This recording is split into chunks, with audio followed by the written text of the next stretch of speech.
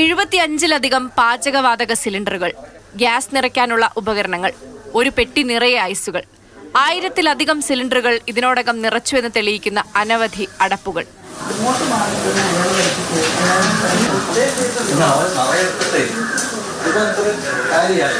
ജില്ലാ സപ്ലൈ ഓഫീസർക്ക് ലഭിച്ച രഹസ്യവിവരത്തിന്റെ അടിസ്ഥാനത്തിൽ നടത്തിയ റെയ്ഡിലാണ് അനധികൃത കേന്ദ്രം കണ്ടെത്തിയത്.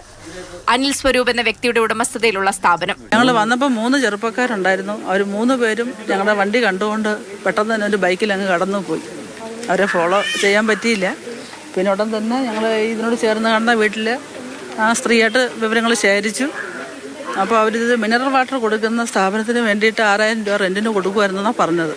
ഗ്യാസ് ഏജൻസികളിൽ നിന്നാണ് ഗാർഹിക സിലിണ്ടറുകൾ ലഭിക്കുന്നതെന്ന് അനിൽ സ്വരൂപിന്റെ മൊഴി.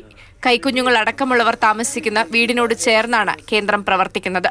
CCTV ക്യാമറ അടക്കം സ്ഥാപിച്ച് അതീവ രഹസ്യമായിട്ടായിരുന്നു കേന്ദ്രം പ്രവർത്തിച്ചിരുന്നത്.